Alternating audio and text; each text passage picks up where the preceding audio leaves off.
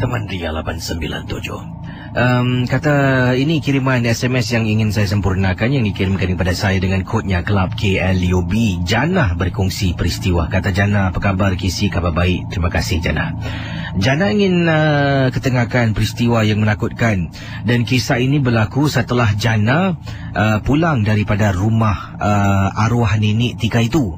Sebenarnya waktu itu Jana berada di rumah, baru saja pulang dari tempat tugas apabila ibu Jana telefon suruh datang ke rumah arwah nenek, dan kerana Tika itulah arwah nenek nak jumpa dengan Jana. Jadi Jana pada mulanya katakan, besok boleh tak? Sekarang terlampau penat lah. Jadi ibu mengatakan tak boleh, nenek kau nak jumpa sekarang, tolonglah, nenek kan sakit. Jadi oleh kerana kepenatan satu hal, nenek nak jumpa sangat-sangat, Jana pun siap-siaplah mandi, bersihkan diri, kemudian terus memandu pergi ke rumah arwah nenek Tika itu. Bila sampai di sana, beberapa orang adik-beradik ibu pun ada. Pak Long, Pak Busu yang juga turut hadir di dalam bilik. Nenek sedang baring, dan dari luar, dari ruang tamu Kisi, bila iaitu saudara Nana membuka pintu, terdengar Kisi dengan jelas arwah nenek Tika itu yang sedang terbaring memanggil-manggil, Jana, Jana. Saudara Jana pun memimpin tangan Jana dan terus tarik masuk ke dalam bilik. Nek, ni Jana datang, Nek. Kemudian ibu Jana kata, kau pergi kat nenek kau, pergi. Dia dari tadi tu sebut-sebut nama kau. Jana datang, Nek. Jana sini, Nek. Kemudian apa yang berlaku Kisi memang menakutkan. Dia tengok Jana, matanya buka terbeliak. Sebelum itu, bila masuk Kisi, sebelum dikatakan Jana dah sampai, matanya tak boleh terbuka. Mulutnya berat, hanya boleh mengatakan Jana, Jana beberapa kali. Bila saya sampai, nenek tiba-tiba berhenti daripada memanggil nama. Matanya terbeliak tengok saya yang sedang berdiri di tepinya. Kemudian, dia angkat tangan sambil tunjuk ke arah Jana. Kisi. Beberapa saat kemudian, nenek mengembuskan nafas yang terakhir. Jana rasa takut Kisi, meremang bulu roma. Kemudian ibu kata, Jana, Jana, sini. Kau balik sekarang, kau balik sekarang. Kau jangan duduk sini. Kenapa Bu? Kau jangan duduk sini, balik sekarang. Ibu suruh Jana balik Kisi. Jadi dalam keadaan nenek itu dah tak sedarkan diri, seolah-olah dah macam meninggal dunia, disuruh balik. Kenapa agaknya? Jana pun tak pasti kenapa. Akhirnya Jana pun pulang. Dalam perjalanan bila nak memandu pulang ke rumah Kisi nak tahu tak, perasaan ini sentiasa tak rasa menentu. Di tempat duduk belakang kereta, macam ada perempuan dengan baju yang koyak, muka yang hodoh hitam, sedang duduk dapat rasakan dan hanya pernah terpandang sekali. Apabila Jana waktu itu sedang memandu, nak tengok sebelah kiri, nak cek blind spot, ternampak pula benda tu duduk betul-betul tempat duduk belakang penumpang Kisi sebelah kiri. Bila ternampak, astaghfirullahalazim, Jana istighfar berkali-kali sampai ke rumah. Jana kata dipendekkan cerita begini. Satu kisahnya tentang Jana nak ceritakan ini adalah arwah neneknya ada saka. Saka tu kalau tak diturunkan, nenek tak akan boleh hembuskan nafas yang terakhir. Kenapa agaknya Jana dipilih? Tak tahulah. Tetapi kenapa agaknya ibu mungkin tahu dan menganiaya saya, Kisi, kata Jana. Ini kerana ibu dengan ayah dalam sesi ataupun proses bercerai, berpisah. Dan Jana buat pilihan nak ikut ayah. Mungkin ibu tak puas hati. Sebelum ni, nenek dah macam tu untuk beberapa bulan. Macam-macam pakar yang dipanggil.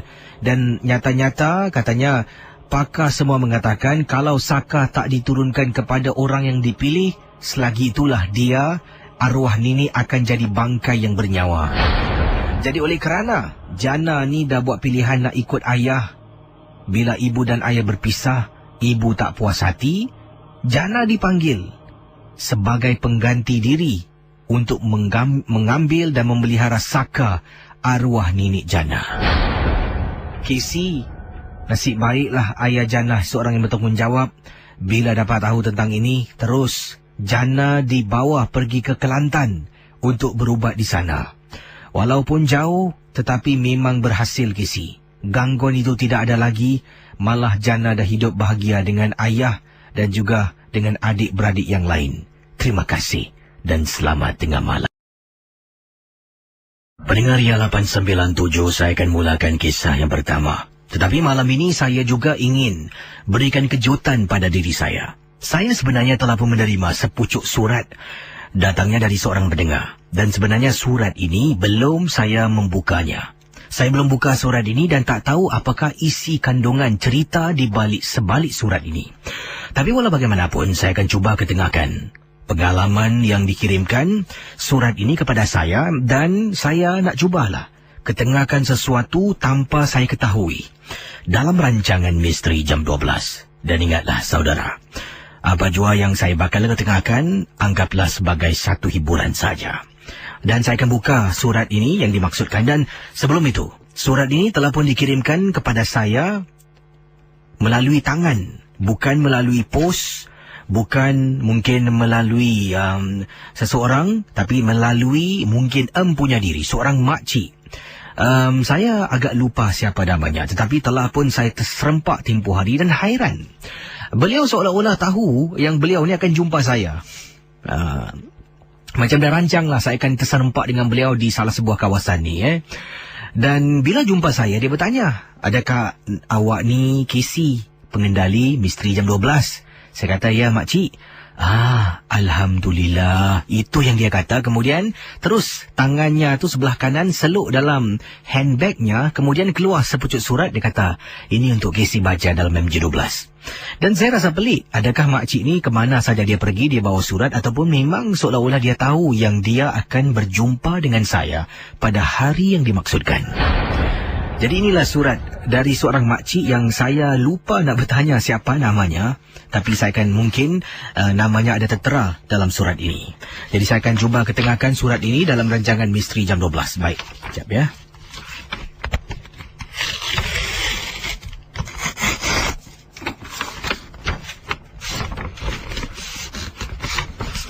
Baik. Inilah kisah. Surat yang saya tidak tahu apa isi kandungannya akan saya ketengahkan dalam rancangan Misteri Jam 12.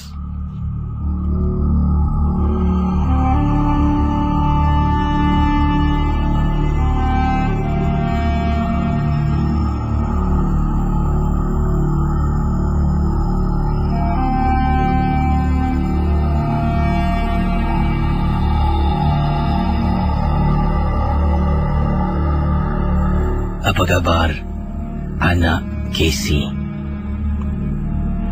Nama makcik Suminah. Terima kasih kerana menerima sepucuk surat ini. Makcik ingin berkongsi sesuatu kepada Casey supaya dapat dikongsi bersama kepada semua pendengar Misteri Jam 12. Surat yang ditulis oleh makcik sendiri ini tidak begitu sempurna.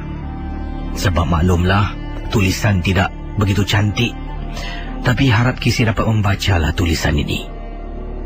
Tujuan makcik Suminah kirimkan sepucuk surat kepada Casey sebenarnya, makcik Suminah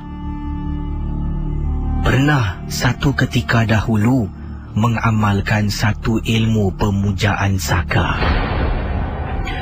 Dan Casey, bila manusia semakin senja, ada yang mungkin masih teruskan perbuatan yang dianggap sebagai salah ataupun syirik. Ada mula sedar bila dapat taufik dan hidayah dari Yang Maha Esa, dapat penunjuk dan perbuatan kita adalah salah.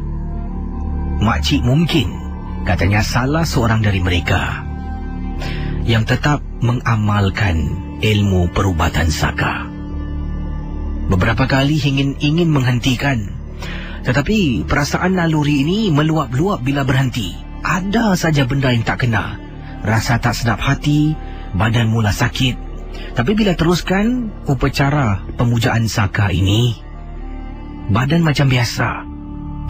Casey jumpa makcik, dapat lihat makcik agak-agak umur berapa.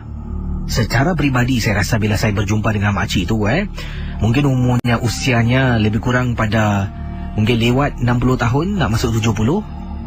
Ya. Dan cuba Kisi teka berapa umur makcik. Dan Kisi pusing di belakang surat yang terakhir. Di situ ada tertera usia makcik. Sekejap ya. Saya rasa 60 lebih 70 lah. Mana surat terakhir ni? Ini dia. Usia makcik yang sebenar 89 tahun. Wah. 70, 89, 20 tahun beza. Okey, kita kembali ke surat ni. Kata Makcik Sumina, pastinya Kisi dah tahu umur makcik berapa. Dan itulah usia sebenar. Kalau tidak mengamalkan ilmu pemujaan saka ini, makcik macam makcik-makcik yang lain. Pada usia 89, sakit-sakit badan, tulang yang sakit, tak boleh berjalan. Makcik tidak menggunakan tongkat Kisi. Pemujaan saka, kata Cik Suminah, yang dilakukan oleh beliau adalah dengan mengasapkan beberapa barang yang disimpan sebagai barang-barang saka, yang saya katanya di sini tak nak sebutkan pada Kisi. Dan Kisi bayangkanlah, kata Cik Suminah, usia dah semakin senja, makcik tahu satu hari nanti kita akan mati. Tak kiralah berapa ilmu yang kita ada di dada, setiap yang hidup pasti akan mati. Tapi ketika hidup ini tak dapat hentikan tabiat pemujaan saka, sebab dah semakin seronok. Pada usia 89 boleh berjalan sendiri, boleh bergerak sendiri tanpa bantuan. Sebab itulah makcik tak nak berhenti, sebab nak lihat cicit-cicit membesar, nak mempunyai tenaga. Anak-anak pernah tanya, bagaimana mak boleh kuat macam ni? Usia dalam 89, pergi doktor pun tak ada sakit.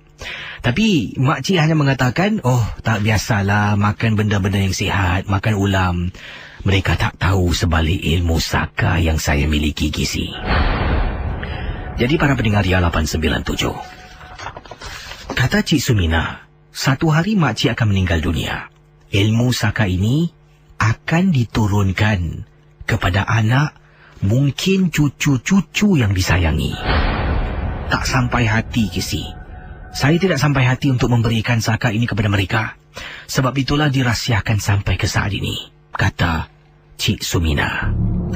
Jadi, pengalaman yang Cik Sumina ingin ketengahkan ini, baru-baru ini, cucu Cik Sumina yang berusia 5 tahun, yang tinggal bersama dengan saya, mula nampak sesuatu. Dahulunya rapat dengan saya. Saya dukung dia, beri makan, keluar kedai, berjalan-jalan bersama dengan cucu. Tapi sejak dia sambut ulang tahunnya yang ke-5 tahun tempoh hari, dia dah tak rapat dengan saya. Bila anak saya, iaitu ibunya, tanya, kenapa tak rapat dengan nenek? Pergilah dekat nenek. Takut muka nenek macam mumuk. Anak fikirkan makcik tak dengar, sebab makcik duduk di dapur. Tapi dengar Kisi, cucu mengatakan takut. Wajah saya macam hantu. Betul, Kisi. Kalau saya tidak memerhatikan ilmu saka ini, wajah saya memang berkedut-kedut, lebih teruk daripada orang berusia 89 tahun. Dan kebelakangan ini cucu kata dalam rumah ternampak kelibat perempuan. Kisi, kata Cik Sumina, saya benar-benar takut. Sebab cucu saya ni, yang saya tak nak sebutkan namanya sebab takut anak saya mendengar, mungkin akan menerima saka yang ada saya miliki.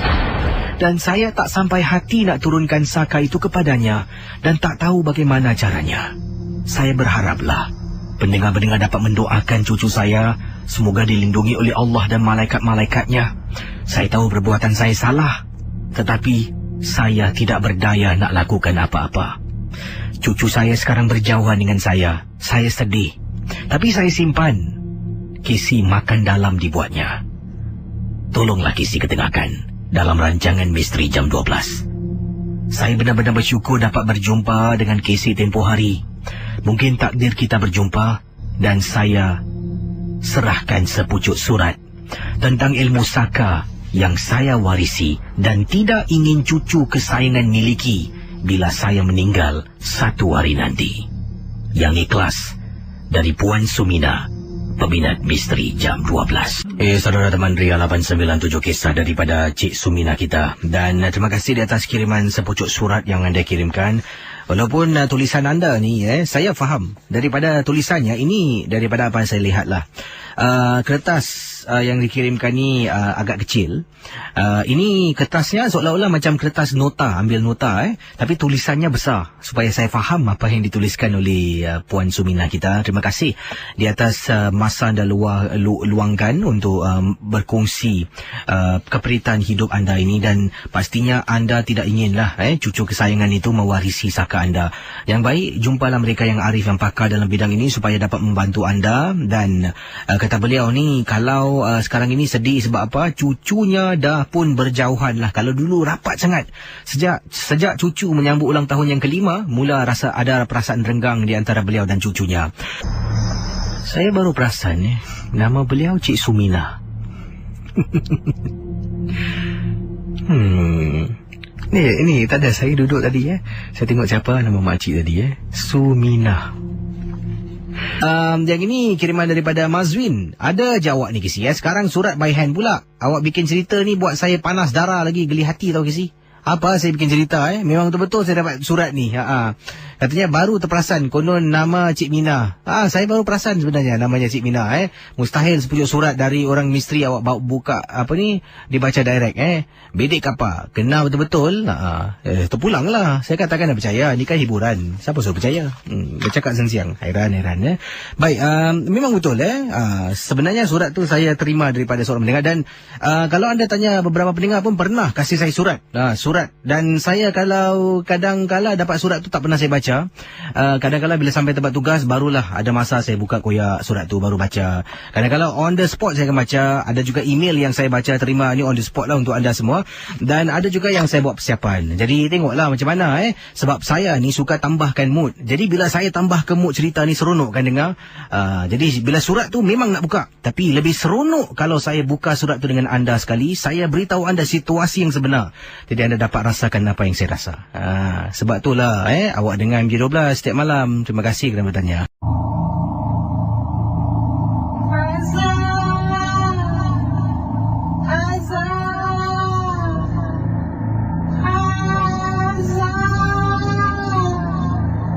Buka pintu Azza, Mak datang.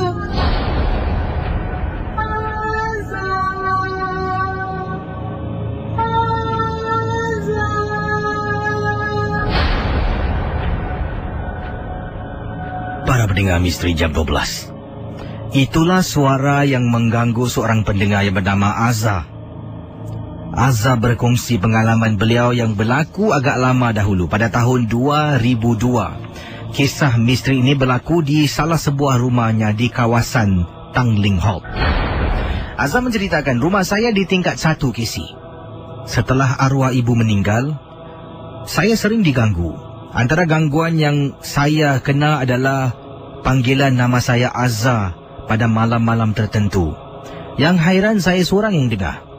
Kadang-kadang bila sedang duduk beramai-ramai bersama dengan abah saya, bersama dengan kakak saya, kami duduk di ruang tamu menonton TV di waktu malam 10 lebih, menonton CD, VCD. Akan kedengaran suara orang memanggil saya, Azza, Azza, mak datang. Saya seorang dengar. Jadi saya toleh tanya kakak, Kak dengar tak kak?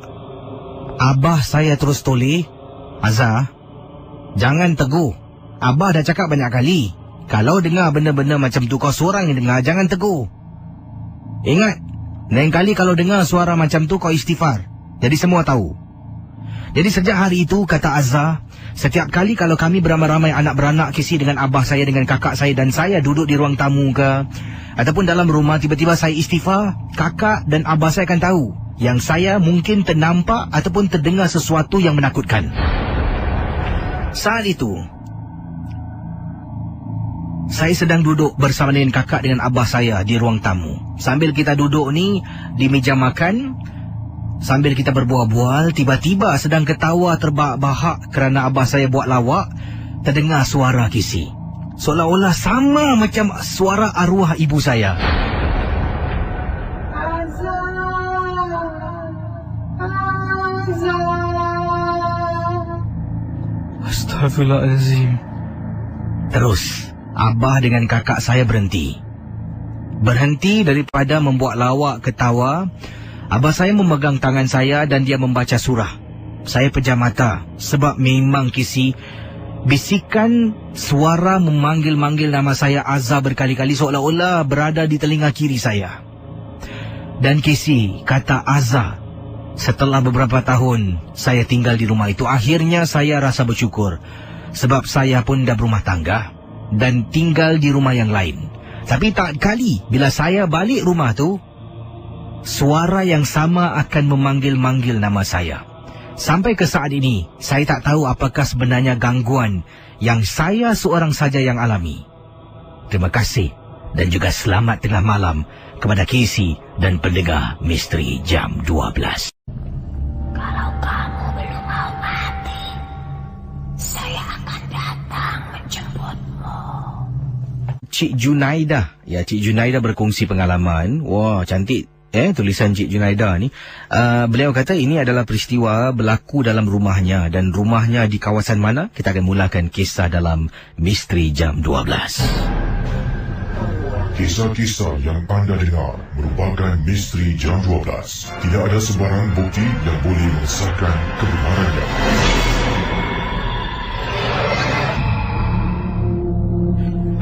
Para pendengar Ria 897, ini adalah kiriman surat yang saya terima awal tadi di Singapore Expo dari Makcik Junaida yang berkongsi pengalaman.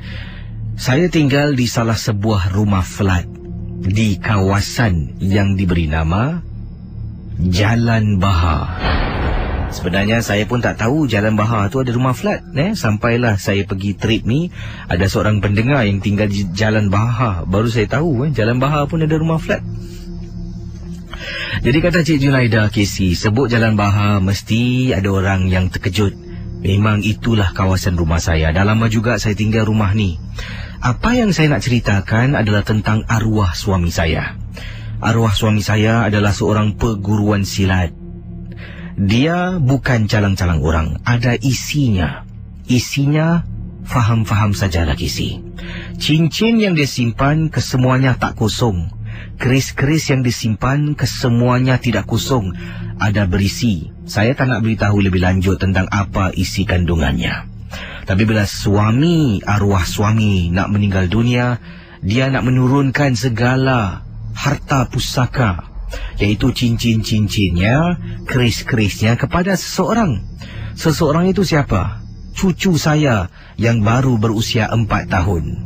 Bila saya dapat tahu hasrat suami pernah bercakap ketika dia tidur. Saya terbangun, kata Hajah Junaida. Di waktu malam, dengan kuasa Tuhan terdengar suami bercakap seolah-olah dengan cucu yang dia nak turunkan saka. Oleh itu, saya tidak benarkan cucu saya yang berusia 4 tahun ini, saya tak nak sebutkan namanya siapa, berjumpa dengan arwah datuknya ketika itu. Walaupun mati-mati Casey, dalam keadaan dia nazak nak jumpa cucunya, saya tak benarkan sebab saya tahu dia akan turunkan saka kepada cucu saya. Jadi anak-anak saya semua marah, tapi saya berpegang kuat pada keyakinan saya, kata Hajah Junaida. Akhirnya, walau macam mana kuat seseorang tu pun dalam dunia ini, ada ilmu apapun, ajal maut tetap di tangan Tuhan. Meninggal juga suami saya Casey, dengan izin Tuhan. Bila meninggal, ingatkan kisahnya dah habis. Beberapa bulan kemudian, cucu saya lah yang namanya A dengan anak saya dan suaminya datang bermalam di rumah saya. Itu dah beberapa bulan setelah datuknya meninggal Casey. Cucu saya yang berusia 4 tahun Casey, tengah-tengah malam, kalau tak silap saya selepas pukul 2 pagi, saya bangun nak pergi dapur.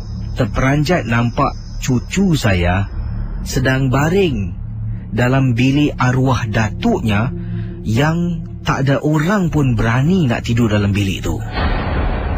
Bila saya nampak, saya kejutkan ibunya. Ibunya keluar, terperanjat macam mana anaknya boleh beralih sampai di sana. Jadi ibunya angkat, sedang dia nyenyak tidur. Nak angkat tak boleh Casey. Beratnya semacam sampaikan saya tolong tarik pun, seolah-olah badan cucu saya melekat pada katil. Apa yang berlaku seterusnya, terpaksa saya panggil seorang ustaz yang saya kenal. Saya banyak belajar dengan dia. Ustaz tu datang dalam masa sejam lebih, datang dengan isteri. Bila ustaz baca surah-surah tertentu, cucu saya badannya mula menggigil. Yang hairan dia mula terus bangun, mula-mula duduk, kemudian dia berdiri, kemudian dia buka langkah silat. Usia 4 tahun, tak tahu silat tapi langkah-langkahnya macam orang dah berpengalaman, kata Haja Junaidah. Setelah dibaca, direnjiskan air, ditiup, cucu saya terus jatuh atas katil. Pingsanlah tu. Kemudian ustaz tu minta izin untuk tengok dalam bilik. Bila tengok kisi, cincin-cincin suami, keris-keris suami, ada juga kalung-kalung dalam almari arwah suami, masih belum lagi dibuang. Dia tanya kenapa masih simpan barang-barang ni. Dia kata lebih cepat awak hapuskan lebih senang. Saya kata pada ustaz, nanti esok malam lah Jadi dia kata malam ni seseorang harus tidur dalam bilik tu. Nak tak nak saya ni terpaksalah, kata Haja Junaidah. Jadi bila saya baring, anak-anak semua dengan cucu dan nyenyak tidur dalam bilik sebelah, tingkap bilik saya diketuk beberapa kali.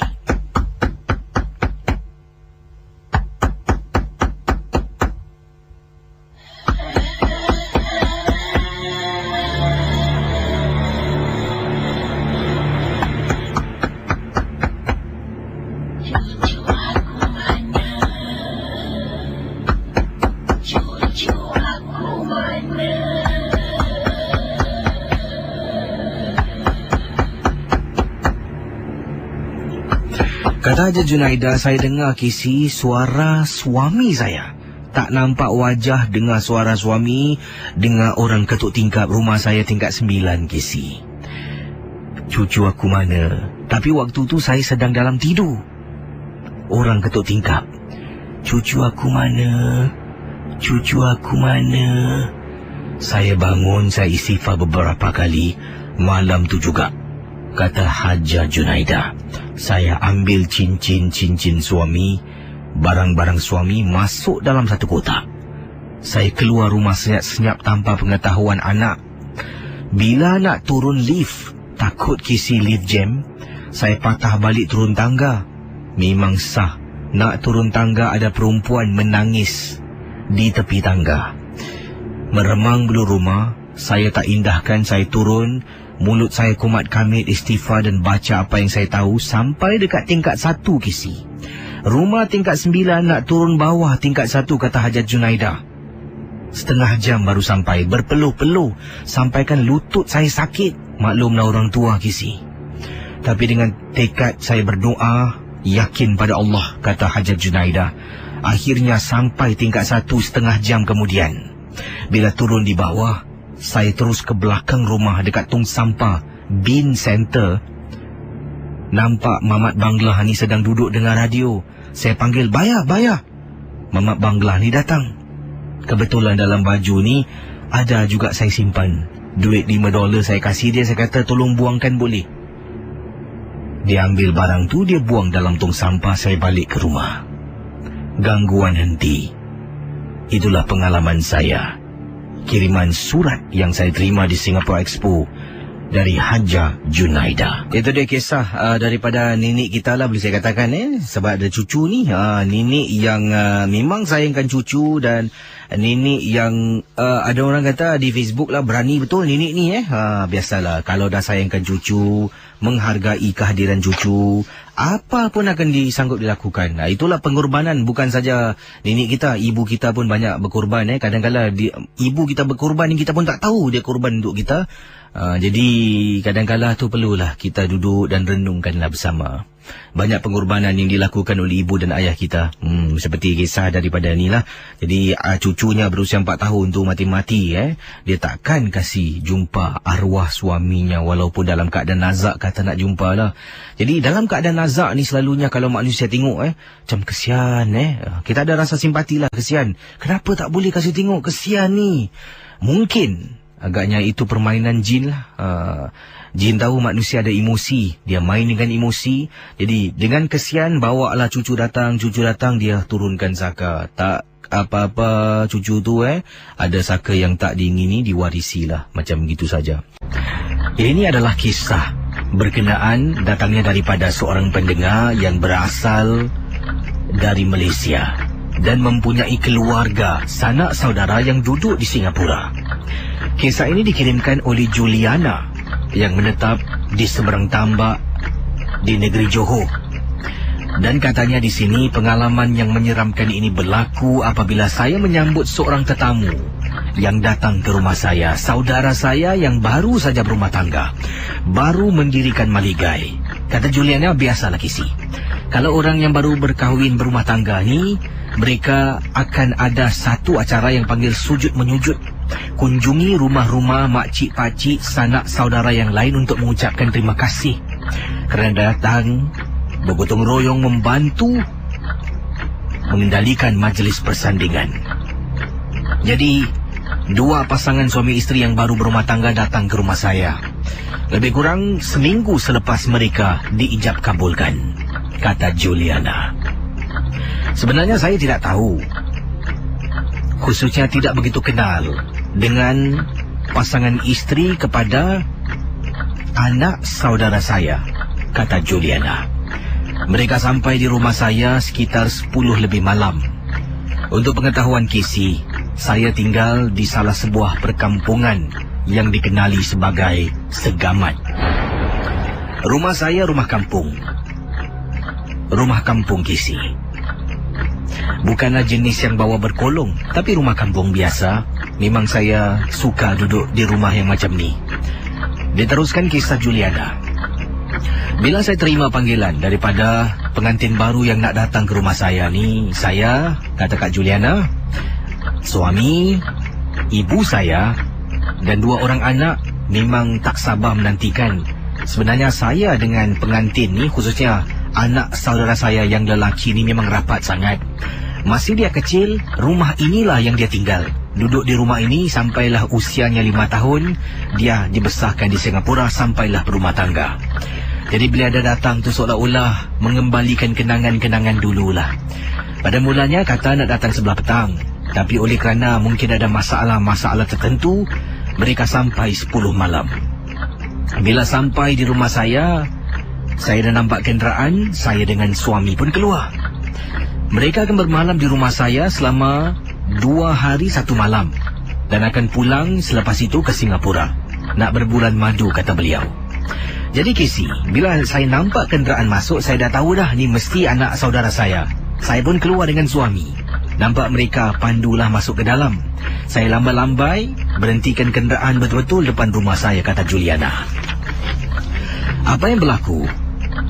Mereka suami isteri keluar dan saya kata pada mereka berdua, tak apa, masuk dalam, biar Mak Long angkat beg. Jadi mereka ada bawa sedikit pakaian yang diletakkan di tempat duduk belakang. Katanya bukan dalam but kenderaan, tapi tempat duduk penumpang di bahagian belakang. Jadi saya pun buka pintu belakang. Bila nak ambil beg, saya terkejut Kisi. Sebab apa, kata Juliana? Saya ternampak ada seorang makcik duduk di tempat duduk belakang. Saya fikirkan itu adalah mak mentua. Mak mentua kepada budak perempuan ni, isteri kepada anak saudara saya. Sebab saya belum pernah nampak makcik ni, saya pun tak kenal. Bukan saudara saya, kata Juliana. Jadi bila saya angkat, saya terperanjat buka pintu. Astaghfirullahalazim, kata Juliana. Saya senyum. Makcik tak naik atas? Masuk sekali lah. Kemudian saya angkat beg tu, saya jalan. Mereka ni depan pintu rumah saya baru nak tanggalkan sepatu. Naik atas, kemudian saya kata pada anak saudara saya namanya Dino. Dino, kau datang bawa mak mentua kau bukan nak bilang aku Dino tengok saya. Dalam kereta duduk belakang tu mak mentua kau kan?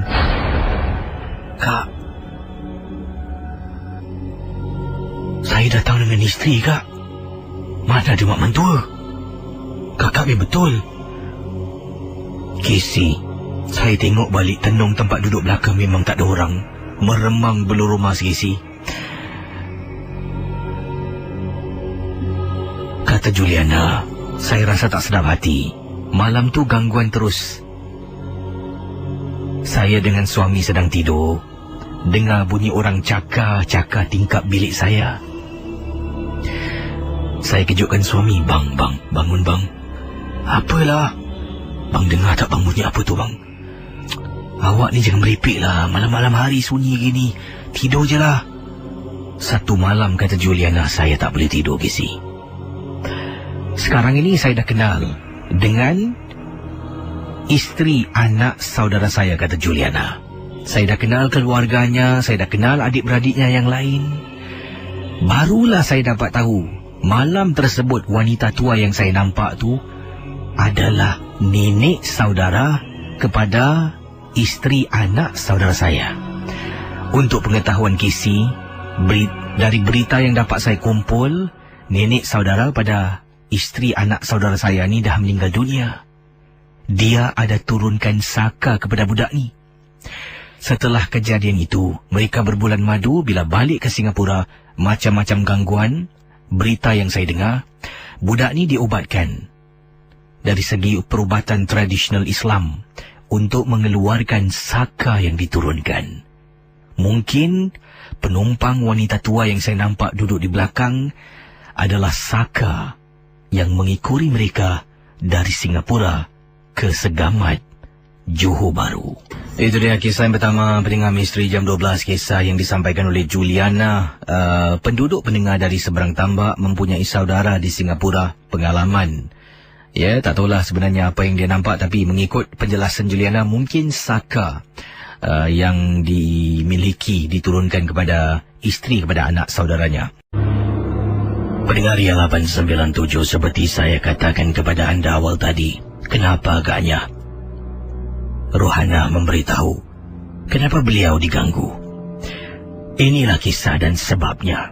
Sebelum ini, cucu cicit yang berumah tangga tidak diganggu kerana mereka badannya kosong. Tapi Rohana kata saya tidak kosong, Kisi. Untuk pengetahuan Kisi, arwah nenek saya ada tinggalkan sakanya pada saya. Jadi, apabila saya menyarung cincin pusaka, saka nenek saya seolah-olah tak boleh terima kehadiran saka moyang yang terdapat pada cincin pusaka. Ini yang dapat saya rasakanlah. Jadi, malam yang pertama saya sarung cincin tu, apa yang berlaku? Badan saya panas, macam nak demam. Suami sentuh tangan. Dia tanya, kenapa tangan awak panas sangat? Awak demam Tapi saya tak rasa pening, tak rasa mabuk. Tapi badan saya memang berbahang, Kisi. Dibawa pergi hospital. Doktor berikan satu suntikan untuk menurunkan suhu badan saya. Beri saya obat. Balik ke rumah. Dalam perjalanan, Kisi, badan masih berbahang. Alat pendingin hawa dalam kenderaan dibuka full blast, dibuka kuat, tapi badan saya masih berbahang. Sampai rumah yang aneh, saya tanggalkan cincin letak di atas meja. Kemudian saya mandi nak kurangkan panas. Badan saya okey, macam biasa. Jadi mungkin suami kata suntikan yang diberikan oleh doktor tu mujarab lah. Obat yang saya makan, saya mandi dapat turunkan panas. Keesokan harinya saya tidak bertugas. Saya suri rumah separuh masa setelah berumah tangga. Jadi saya sarung cincin tu balik. Cincin nikah dengan cincin pusaka. Badan saya mula berbahang lagi, Kisi. Mak mentua saya berdiri tepi saya dapat rasakan, bahang Bila dia sentuh saya, badan saya yang berbahang, kata Rohana. Dipendekkan cerita, rupa-rupanya, Kisi, saya dapat tahu bahwasanya saka yang diturunkan oleh arwah nenek saya dengan saka moyang pada cincin tersebut tak boleh ngam ataupun tak boleh campur. Dan akhirnya, seminggu setelah menyarung cincin pusaka, suami saya bertugas malam Saya sedang baring dalam bilik seorang diri. Saya rasa tak sedap hati. Dari pagi saya bangun, sampailah nak dekat waktu petang. Sampailah suami bertugas, rasa tak sedap hati.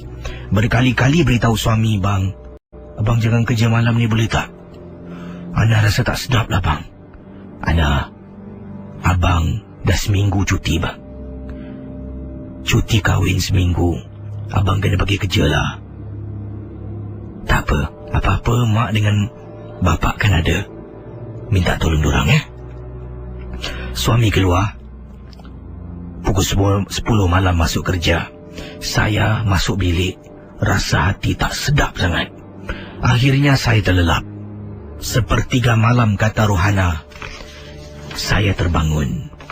Terbangun kerana badan saya terasa bahang dan panas. Pendengar Ria 897, kata Rohana apabila saya buka mata terlampau panas. Alangkah terperanjatnya Kisi dalam bilik tidur saya ada almari solek.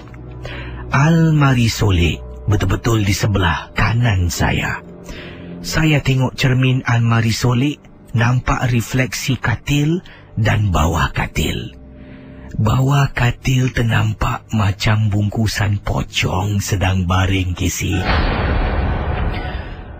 Bila saya nampak, saya ketakutan dan tercegat. Saya pandang ke arah lain. Setelah badan berbahang, setelah saya nampak bawah katil, seperti ada bungkusan putih macam pocong. Bilik tidur saya bau pacai. Kuat Kisi bau pacai. Saya dah tak tahu nak buat apa. Saya menangis. Nak bangun pun takut. Nak kejut bapa mak mertua, segan Kisi. Takut nanti mereka ingatkan saya mengada-gada. Saya terpaksa pakai cincin. Saya terpaksa mengharungi gangguan dalam rumah. 2 minggu. Setelah 2 minggu berturut-turut, saya tanggalkan cincin, serahkan pada suami. Bang, ambil ni bang, saya dah tak nak pakai ni lagi bang. Suami ambil, serahkan balik pada ibunya. Dan tengoklah, siapakah mangsa selanjutnya yang mungkin ada jin, ada saka yang tak boleh bertentangan mata dengan harta pusaka peninggalan nenek moyang keluarga Pak Abu. Terima kasih dan selamat tengah malam Kisi. Yang ini datangnya daripada Hani. Kak Hani berkongsi, katanya Kisi selalu pernah ceritakan, dan juga pendengar-pendengar Misteri Jam 12 juga pernah berkongsi sama tentang satu ilmu, ataupun bukan ilmu lah, mungkin saya boleh sifatkan sebagai satu saka yang dikenali sebagai saka buaya putih. Seseorang itu mempunyai kembar buaya putih, dan kisah ini juga dikaitkan dengan kawasan-kawasan seperti di Sungai Kalang. Kata Kak Hani ingin berkongsi sama tentang anak gadisnya yang sekarang ini telah pun secara tidak langsung menerima saka nenek kebayan yang telah pun diturunkan oleh arwah ibu saya. Perkara ini sebenarnya kami adik-beradik, anak beranak semua tak tahu. Sampailah saya yang melihatnya sendiri apa yang berlaku pada anak gadis saya. Anak gadis saya berusia 14 tahun. Bila dia sakit, kadang-kala saya akan lihat kelibat makcik tua akan duduk di hujung katil setiap kali dia sedang tidur di waktu malam. Dan benda ini berlaku apabila anak saya jatuh sakit. Kadang-kala dalam satu hari 3-4 kali Kisi akan terlihat wanita tua terbungkuk duduk di hujung katil, kata Hani yang berlaku kepada anak gadisnya. Periksa dipendekkan cerita, rupa-rupanya ibu saya ada memelihara saka Saka nenek kebayan yang dijaga sejak dia kecil sampailah dia mengembuskan nafas yang terakhir. Casey nak tahu tak? Sebab itulah baru terjawab. Anak saya ni kadang-kala pada hari-hari tertentu, malam-malam tertentu, dia suka sangat duduk di tingkap dapur. Kemudian bila berada di tingkap dapur, dia akan berbual seolah-olah dengan seseorang. Barulah saya tahu tabiat anak saya. Saya menghantar anak saya untuk sesi perubatan. Tetapi masih lagi susah nak keluarkan barang dalam badan. Dan kadang-kala juga anak saya akan jatuh sakit sampai berhari-hari, Kisi. Anak saya 14 tahun, masih bersekolah. Sekarang ini dah tak campur sangat dengan teman-teman. Sampaikan kawan baik datang ke rumah menceritakan hal anak saya yang dia lakukan di sekolah. Pernah juga anak saya berdiri lama depan pokok pisang di sekolahnya. Bila ditegur, baru dia perasan, baru dia sedar, kata Hani. Dan saka nenek kebayan ini tak tahulah sampai bila boleh dikeluarkan. Tapi setiap kali, taat kali anak saya, katanya, taat kali anak saya jatuh sakit, pasti akan terlihat seorang nenek yang dah tua akan duduk di hujung katilnya. Terima kasih. Di sini ada satu pengalaman saya nak bacakan dari kiriman SMS. Ini daripada Kak Rina. Katanya, apa khabar Kisi dan juga para pendengar Misteri Jam 12. Kak Rina suka dengan Misteri Jam 12. Dan kakak juga ada ingin ketengahkan satu pengalaman peristiwa. Kisi, arwah bapa kakak ada saka. Dan ini tak tahulah sejauh mana kebenaran kata Kak Rina. Tapi sebelum arwah bapa meninggal, pernah ada seorang pakar datang dan periksa keadaan bapa kakak. Sebenarnya kata beliau, arwah bapa dah lama meninggal, ya. Dan bagaimana jasad arwah bapa ni boleh bergerak adalah dengan dikawal oleh saka yang diwarisi oleh arwah bapa. Arwah bapa bukan ada satu tapi banyak kisi saka yang dipelihara. Nak sebutkan memang susah dan memang banyak. Tapi apa yang berlaku ketika arwah dalam keadaan, ya, seperti seolah-olah istilah yang digunakan oleh Kak Rina, ketika arwah dalam keadaan seperti bangkai bernyawa. Maksudnya dah meninggal tapi masih hidup. Arwah banyak melakukan benda-benda yang ganjil dan pelik. Antaranya arwah yang pada sebelum ini, ya, sebelum menjadi bangkai bernyawa, disuruh makan pun tak lalu makan. Kadang-kala perlu suap, 2-3 suap, dia tak lalu makan, akan muntahkan balik. Jadi setelah dikatakan menjadi bangkai bernyawa, Kisi, disuruh makan, dia boleh makan dan tak cukup satu pinggan.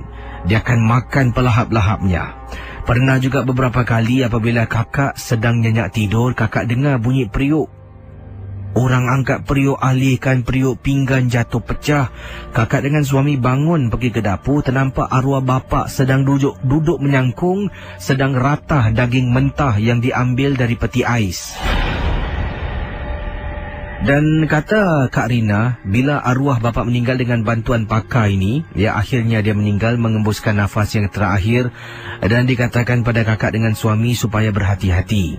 Kisi, 2 malam kemudian arwah datang. Arwah datang ketuk pintu. Kakak bangun. Kakak yang buka pintu, suami kerja pagi. Kata Kak Rina, bila buka pintu terperanjat, nampak arwah bapa kakak depan pintu terketa-keta nak masuk, dia minta tolong. Kakak nampak buka pintu sedikit terus tutup. Bila tutup, dia ketuk-ketuk lagi, Kisi. Pada mulanya, dia ketuk perlahan. Macam orang biasa. Bila kakak tak nak buka pintu, dia dah tahu yang kakak tahu siapa dia. Makin dahsyat, makin dia hempas pintu sekuat-kuatnya. Sampai kakak takut, kakak menangis. Masuk bilik, cuba tenangkan diri. Dekat tingkap bilik pula dia buat main, Kisi. Beberapa kali nampak macam arwah bapa dalam keadaan berkafan, wajahnya berada di tingkap bilik. Kakak tarik langsi, kemudian tidur di atas lantai sampailah ke pagi. Paginya suami kakak bertugas, balik dari tempat tugas, kakak ceritakan. Dan kami dapatkan bantuan pakar yang lain dan cuba bantu kakak dengan keluarga. Rupa-rupanya dalam rumah tu, Kisi, bilik arwah bapa kakak tak bersihkan setelah arwah meninggal beberapa hari yang lalu. Dalam bilik arwah bila periksa dengan pakar ni, macam-macam jumpa Kisi ada keris. Kerisnya dari kecil sampai ke besar. Cincin jangan cakap Kisi, macam-macam jenis cincin dan barang-barang yang lain yang tak boleh kakak sebutkan. Barang-barang itu telah pun kakak serahkan kepada pakar, tak tahulah apa dia buat. Tapi setelah itu barulah gangguan berkurangan, bukan tak ada. Kadang-kadang ternampak kelibat arwah bapa macam seolah-olah duduk di ruang tamu. Ia seorang diri pada tengah-tengah malam. Bila ternampak terkejut tapi tak teguh, dia tak ganggu. Masuk dapur, minum air ke, kadang-kala nak pergi ke tandas, masuk balik di ruang tamu, nak masuk bilik, arwah bapa ataupun benda tu dah hilang begitu saja. Itulah kisah dari Kak Rina, itulah pengalaman Kisi. Terima kasih dan selamat tengah malam. Daripada ini siapa ni? Razali berkongsi peristiwa. Dan kata Razali, Kisi, saya ingin ketengahkan pengalaman saya ni dan ini berkaitan dengan tunang saya. Sebenarnya saya difahamkan bila arwah nenek tunang saya meninggal dunia, tunang saya ni adalah orang yang menerima sakanya. Dan tunang saya pernah cerita pada saya sebelum arwah neneknya meninggal. Dia kata dia takut kerana nenek akan menurunkan saka kepada dia. Dan benda ini diketahui oleh semua adik-beradik, saudara mara. Ini kerana tunang saya ni memang cukup rapat dan ambil berat terhadap neneknya. Tetapi ibunya mengatakan jangan khawatir. Saka yang diturunkan pasti akan dibuang, akan hilang, akan dibawa berubatlah, pendek kata Razali. Jadi perkara ini memang berlaku, Kisi. Apabila arwah neneknya nak meninggal dunia, kata Razali, saya ada di sana. Cuba bayangkan, sedang nafas tercungap-cungap, dia berbisik kepada telinga tunang saya, kemudian dia suruh semua orang dalam bilik itu keluar. Biarkan dia dengan tunang saya ada sahaja yang ada dalam bilik. Tunang saya toleh, kata, boleh keluar tak sekejap? Nenek nak dengar orang nak berdua. Jadi semua keluar. Saya ni memang rasa tak sedap dan tak happy lah. Tak puas hati dengan tindakan. Oleh kerana saya ni setakat tunang saja, tak naklah masuk campur hal keluarga, saya diam. Saya pun keluar. Bila berada di luar, telinga saya panas, Kisi. Makcik-makcik dia kata, itulah tu, nak turunkan saka dah tu. Semua orang bercakap, saya ni hanya dengar dan telan sajalah. Lama, Kisi, tunang saya berada di dalam. Lebih kurang nak dekat 20 minit baru dia keluar. Kemudian semua tengok tunang saya semacam. Semua pandang atas bawah. Saya tanya, you okey tak? Ya okeylah, tak ada apa-apa lah. Baru semua orang masuk dalam. Masuk dalam, tengok arwah nenek masih lagi sedang baring tercungap-cungap nafasnya. Jadi, setelah dipendekkan ceritalah di sini, kata Razali. Setelah arwah nenek meninggal dunia, dikebumikan semua. Lebih kurang 3 hari kemudian, saya, ibu kepada tunang saya, bapaknya naik kenderaan, kita jumpa dengan seorang tukang ubat. Untuk bawa berubat lah. Tukang ubat ni, Kisi, menyampah saya macam faham. Dia kata dia buat ni, sembuh sirih, masuk dalam botol. Dia kata dah buang saka, dah tak ada benda. Saya pun dengar okeylah, rasa convince ataupun rasa yakin yang tunang saya dah tak ada saka lagi. Jadi kami teruskan kehidupan macam biasa. Pergi keluar, tengok wayang. Pada satu malam ni, tunang saya tinggal di kawasan Sembawang. Jadi waktu itu saya berada di kawasan Adam Road, baru pergi makan di sana, makan nasi lemak, Kisi. Jadi nak balik tu saya menggunakan Thompson Road. Dalam perjalanan saya tengok minyak motor saya nak dekat habis. Jadi saya pun kata nak masuk kedai minyak kejap, top up minyak. Jadi tunang saya pun kata okeylah, dia pun nak beli sesuatu lah, cemilan, coklat nak bawa balik, nak makan. Jadi bila saya sedang isi minyak, Kisi, tunang saya bergerak. Alangkah terperanjatnya, Kisi. Dalam saat tunang saya nak masuk ke dalam kedai dekat stesen minyak, sedang dia tolak pintu, di belakang tunang saya, Kisi, saya nampak seorang perempuan ikut dia dari belakang. Dan keadaan wanita di belakang tunang saya tu tidak menentu, Kisi. Bajunya saya boleh lihat kotor dan koyak-koyak. Keadaan wanita itu cukup menyeramkan. Yalah, Kisi, apa yang buat saya sangka benda tu ikut tunang saya dan adalah saka kepada tunang? Bila tunang saya sedang berjalan masuk pintu, dia tolak pintu. Benda di belakang tunang saya sedang pegang bahu tunang, tapi dia seolah-olah tak rasa pun ada orang ikut belakang. Muskil, Kisi. Saya ni isi minyak ni sampai tercengang, Kisi, terlihat keadaan itu depan mata saya. Kemudian Bila dah penuh, benda tu snap lah, ataupun tempat minyak tu terhenti sendiri, baru saya tersadar. Tengok balik, tunang saya sedang bayar dan wanita itu tidak kelihatan. Dari situ saya percaya yang tunang saya masih ada saka. Tapi saya tak tahu bagaimana nak beritahu ibu, iaitu ibunya bakal mak mentua saya. Bagaimana saya nak beritahu tunang saya, walhal mereka anak beranak, adik-beradik semua dah percaya tukang ubat yang pertama tu dah keluarkan saka. Tapi saya nampak dengan mata saya sendiri, Kisi. Takkanlah saya nak bilang, mak, Lina masih ada saka, mak. Kalau saya tak kenal, dah nasib lah, Kisi. Ada tak cara-cara yang lebih baik boleh saya beritahu berita yang sebenarnya apa yang saya nampak? Terima kasih, Kisi. Dan juga selamat tengah malam. Itu dia, Jadi bagaimana agaknya? Yalah, bawa jumpa tukang ubat, sampai Razali kata menyampah bila tengok tukang ubat tu, masuk dalam botol, sembuh sana, sembuh sini. Dah, saya dah buang. Sekarang awak jangan khawatir, tak ada saka, saya dah buang. Ni semua benda saya dah main nama lah. Oh, action pula, Dan soalan Razali tanya ni, yang dia yakin, adakah anda yakin Razali, mungkin anda sedang mendengar sekarang ini, yang anda nampak tu adalah saka pada tunang anda? Ataupun mungkin kerana anda keluar malam lah. Kalau keluar malam tu, mungkin dari dalam perjalanan, mungkin kebetulan dekat Thomson Road tu ada benda tu, dan dia tengok tunang anda waktu tu adalah benda tarikan dia berkenan ke, dia ikut dari belakang mungkin. Mungkin itu bukan saka, mungkin itu benda dari luar yang mendampingi tunang anda. Saya pun tak pasti. Sebab selalunya orang-orang yang ada saka ni, kata orang ni, walaupun dah dibersihkan tapi tetap ada sisa-sisa lah. Dia panggil fatal attraction. Saya pun berbual speaking dan membuat benda yang sedang berliga-liga di luar tu terpikat lah. Sebab tu kita dikatakan, yang lupa kewajipan macam tu lah. Dan kisah-kisah pada malam ini itulah antaranya, ya. Dan apa kata anda? Adakah anda percaya yang itu adalah saka kepada tunangnya, ataupun anda setuju dengan penjelasan yang saya berikan? Mungkin ada benda di luar yang mendampingi, bukan saka tunangnya. Mungkin tukang ubat tersebut telah pun dapat berjaya mengeluarkan. Jadi pun tak tahulah. Jadi sekarang ni masalahnya macam mana nak periksa?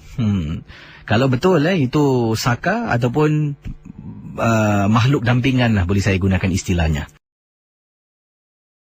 Yang ini daripada Hajah Saudah. Apa khabar, Kisi? Assalamualaikum. Waalaikumsalam warahmatullahi ta'ala wabarakatuh. Nama saya Hajah Saudah, ingin berkongsi pengalaman peristiwa. Dan perkara ini berlaku apabila saya dengan suami, katanya di sini menghadiri satu majlis persandingan di salah sebuah tempat di Singapura, Kisi. Tempat ni bukan di kolong blok. Saya tak nak sebutkan nama tempatnya lah, takut-takut nanti tuan empunya majlis terdengar ke, dan dia rasa tempat tu tempat dia, saya pula nanti kena. Tapi saya nak kongsi dengan suami sedang duduk. Apa yang berlaku apabila saya dengan suami sedang duduk, saya nampak pengantin ni sedang makan di meja pengantin lah, dengan juga katanya pengapit dua kiri dan kanan sedang duduk makan. Dan majlis tu, Kisi, walaupun tempat duduknya banyak, tapi tak ramai orang, Kisi. Seolah-olah majlis tu ruang yang diberikan hanya 50% saja yang penuh. Lagi 50% tu tak ada orang terus. Kesian, tengok waktu 2:30, dah peak hour, tapi tak ramai orang. Tak apalah. Si lelaki ni dengan si pengantin perempuan ni tengah makan. Sebenarnya suami saya ni kenal dengan bapa pengantin, merupakan teman kerja lama. Jadi orang jemput, kita datanglah. Jadi kata Hajah Saudah, sedang saya makan dengan suami, tiba-tiba bila dah nampak perempuan tu duduk, saya terperasan di atas tempat pelamin tu ternampak seorang lagi perempuan. Tapi wanita ni berpakaian baju kurung koyak-koyak, Kisi. Rambutnya tak urus, dan dua tangannya diletakkan di atas riba, seolah-olah macam sedang bersanding lah. Jadi bila tampak perempuan ni, kenapa perempuan ni ke atas ni lain macam je? Jadi saya pun, mata saya asyik perhatikan tengok pelamin, sampai kan terjejas nak makan. Bila saya asyik tengok pelamin, suami tanya, kenapa dengan awak ni? Dari tadi makan tak habis, Jadi saya toleh tengok suami, bang, abang tak nampak Nampak apa ke atas pelamin? Suami kata, nampak apa? Tak nampak apa-apa pun. Jadi memang sah, benda yang saya nampak tu bukan manusia. Jadi Kisi, setelah makan, saya pun dah nak balik tu, saya salamlah bapak pengantin. Ya, katanya, suami saya salam bapak pengantin. Saya pun jumpa dengan mak pengantin, kami bersalaman. Dan kemudian saya pun pulanglah. Keluar daripada hall tempat persandingan tersebut, sempat saya toleh ke belakang. Apabila saya toleh ke belakang, terperanjat Casey, seorang mak andam sedang berjalan. Tangannya tu di belakang sedang berdiri pegang pengantin punya gaun yang panjang tu, yang terserit diangkat gaun tu. Tangan sebelah kiri tu sedang pempin tangan seorang wanita yang tadi saya nampak duduk di atas pelamin. Bila saya nampak, ish, takkanlah mak andam ni kenal dengan makhluk ni ataupun dia pelihara. Sampai ke saat ini, kata Hajar Saudah, sebenarnya saya tak tahu apa yang saya nampak. Tapi apa yang saya nampak memang menakutkan. Ini daripada Kak Juriah berkongsi. Kata Kak Ju, apa khabar Casey? Khabar baik. Kakak ingin ketengahkan satu pengalaman. Dan ini adalah satu peristiwa yang menakutkan. Arwah bapa kakak ada memelihara saka. Dan saka ini nak diturunkan kepada salah seorang dari kami, anak-anaknya ataupun cucu-cucunya yang ada. Tapi nasib baiklah dengan bantuan seorang pakar namanya Haji Ismail yang telah pun membantu kakak dan juga suami menghentikan saka ini supaya tidak diturunkan kepada anak-anak. Tetapi Casey, setelah arwah ayah meninggal dikebumikan, fikirkan orang yang dah pergi tak akan ganggu kita, tetapi mungkin agaknya yang mengganggu kakak sekeluarga, kata Kak Juriah, adalah mungkin saka peninggalan dalam rumah. Sebab setahu kakak, ayah kakak ni bukan calang-calang orang. Dia mengamalkan pelbagai ilmu termasuk menggunakan susuk. Susuk yang dia gunakan adalah untuk kekuatan. Pada usia 83 tahun, dia mampu kayuh basikal sini sana Casey. Pergi jauh-jauh pun kayuh basikal. Pergi rumah anaknya lagi satu pun. Kakak tinggal di Tampines, anaknya tinggal di kawasan Pasir Ris. Agak jauh untuk orang usia 82 tahun untuk mengayuh basikal. Dia mampu mengayuh basikal pergi balik tanpa rasa penat. Dan itulah susuk yang telah pun membantu memberikan kekuatan kepada arwah bapa kakak. Tapi Casey, pengalaman yang kakak alami setelah bapa meninggal dunia adalah pada hari yang keempat setelah jasad dikebumikan. Cucu kepada bapa kakak, iaitu anak kakak lah, yang berusia 5 tahun. Bila kakak bangun malam, kakak terkejut apabila anak kakak 5 tahun ni tak ada di katil baring bersama kakak dengan abahnya. Kakak kejutkan suami. Tanya suami, mana Irfan? Suami kata, mana tahu. Kami berdua keluar dari bilik. Casey nak tahu apa berlaku. Anak kakak berada dalam bilik arwah datuknya sedang duduk di atas katil bersilah. Kakak buka lampu. Kakak tanya, Afan, apa buat sini? Dia kata dia sedang bercakap dengan datuknya. Bila kakak dengar meremang bulu roma, suami terus masuk dokong Irfan keluar dari bilik. Bila suami nak keluar Casey, kakak dapat lihat seolah-olah ada benda tahan suami. Tak boleh bergerak suami kakak, mendukung anak. Anak kakak tiba-tiba menangis ketakutan. Kakak dah tak tahu nak buat apa. Suami tak boleh bergerak langsung, seolah-olah ada benda tahan. Akhirnya suami pejamkan mata untuk seketika. Bila dia buka mata, dia azan sekuat-kuatnya. Setelah azan lah, barulah suami bergerak, boleh keluar dari bilik. Bilik tu ditutup, dikunci. Malam hari kakak dengan suami dengan anak tak boleh tidur. Bilik sebelah, orang cakar-cakar, hempas barang, hentak barang, sampaikan mengganggu kami tak boleh tidur. Suami terpaksa ambil cuti sakit, kata Kak Juriah, kerana semalaman tak nyenyak tidur. Keesokan harinya, kakak dengan suami terus buang barang-barang arwah bapa yang ada dalam bilik. Termasuklah barang-barang pusaka yang dia simpan bertahun-tahun Casey. Kakak buang dan panggil seorang pakar iaitu Haji Ismail yang datang untuk baca, sema rumah dan sebagainya. Setelah itu gangguan tidak ada lagi. Dan kakak bersyukurlah kerana Haji Ismail membantu daripada saka diturunkan kepada anak kakak. Terima kasih dan selamat tengah malam Casey. Yang ini daripada, dah lama tak dengar khabar daripada Encik Said Al-Atas. Assalamualaikum warahmatullahi ta'ala wabarakatuh, KC. Waalaikumsalam warahmatullahi ta'ala wabarakatuh. Bagus betul kisah-kisah malam ini memberikan kita semua satu ajaran pendidikan supaya jadilah manusia sebaik-baiknya dan janganlah jadilah manusia sejahil-jahilnya, kata Encik Said Alatas. Bercakap tentang manusia yang baik, yang jahil, saya ingin berkongsi satu pengalaman ketika saya mengubatkan seorang pesakit yang datang meminta bantuan. Lazimnya pesakit-pesakit saya akan berada di rumah dan saya akan pergi ke rumahnya. Tapi kali ini pula, kata Encik Said Alatas, pesakit ini tak nak ada di rumah, nak datang ke rumah saya. Bila sampai ke rumah saya, dibawanya isteri oleh si suami. Suami dah masuk dalam beri salam, saya pun menyahut salamnya. Isteri tak nak masuk, masih berdiri di luar rumah. Masuklah, suami panggil. Tapi kata Cik Said Alatas, isterinya tetap tak nak melangkahkan kaki memasuki rumah saya. Jadi saya tahulah, ada benda yang tak kena dan pasti memang adalah sebab tu datang berjumpa berubat dengan saya. Rumah saya ni telah pun saya kunci 4 penjuru. Kata Cik Said Alatas, sebagai seorang pengamal perubatan Islam, saya juga terdedah kepada perbuatan orang yang ingin mengkhianati saya. Jadi terpaksalah saya melakukan rumah dipagar dengan surah-surah suci Al-Quran. Bila isteri kepada pesakit saya ni, ataupun si pesakit saya tak nak masuk ke dalam rumah, kata Encik Said Alatas, saya mula berdiri depan pintu dan membaca surah berikut ini. Tiba-tiba KC boleh lihat. Pada mulanya, sekarang ini anda cuba bayangkan. Saya pun akan cuba bayangkan situasi yang diceritakan oleh Encik Said Alatas.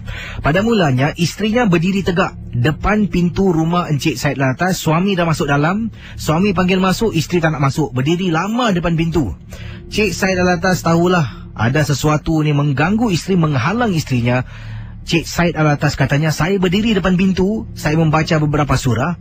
Isterinya daripada berdiri tegak, bongkok menjadi bongkok terus, seolah-olah macam seorang nenek tua, KC. Astaghfirullahalazim. KC, suami dia lihat terperanjat. Wajah seri muka, air muka dah macam wanita tua. KC, akhirnya nenek makcik tu bersuara, aku tak nak masuk rumah ni. Aku tak nak masuk rumah ni. Saya kata pada suami, awak jaga isteri awak, jangan benarkan dia bergerak. Saya masuk ke dapur, ambil secawan air.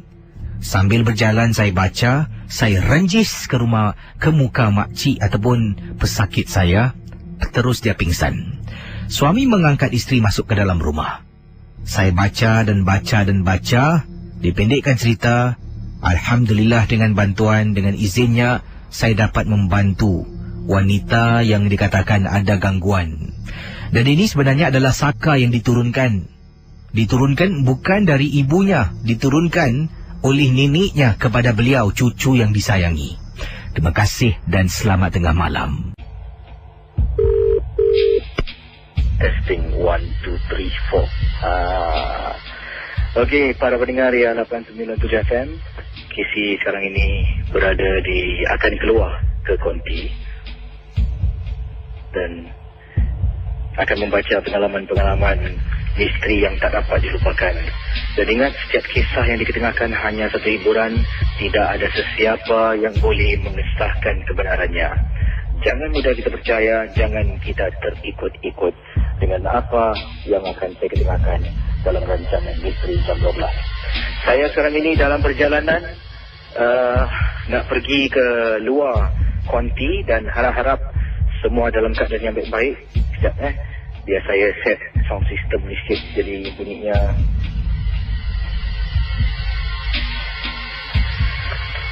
okey. Saya akan teruskan dengan perjalanan saya pergi ke luar konti dan akan saya baca beberapa email di luar konti untuk saya tengok sendiri adakah benar. Wah, kat luar ni sejuk betul Baik, terima kasih bagi anda yang sedang memantau Misteri Jam 12. KC bersama anda dan sekarang ini saya di telefon berbual dengan anda untuk rancangan Misteri Jam 12. Dan sebenarnya ramai orang mengatakan kawasan tempat saya bertugas ni tempatnya bekas tanah perkuburan, dan memang benar bekas tanah perkuburan, dan setakat ini memanglah tak ada apa-apa pun. Kalau ada pun mungkin perasaan saya sendirilah.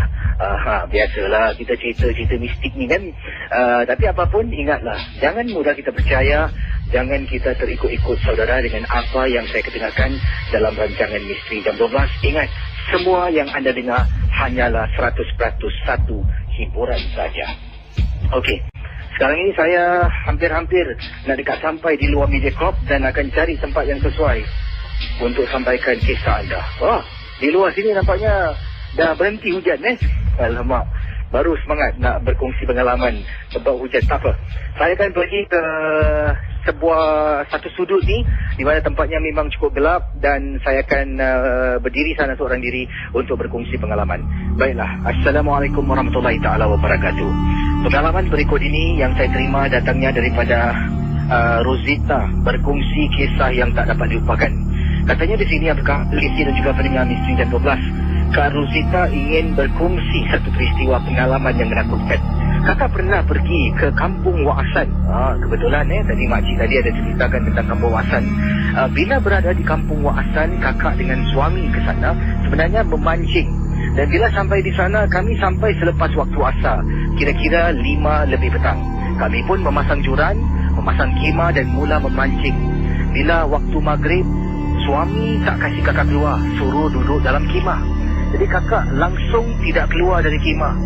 Sampailah habis maghrib. Bila kakak keluar, kakak tanya pada suami, "Bang, kenapa bang tadi bila waktu maghrib abang tak kasi saya keluar?" "Dah, awak jangan tanya, nanti balik saya bilang." Jadi Casey, setelah habis mancing, kami pun pulang ke rumah pada keesokan harinya. Lupa pula nak tanya suami. Suami pun lupa, kata Kak Rosita, nak beritahu kakak.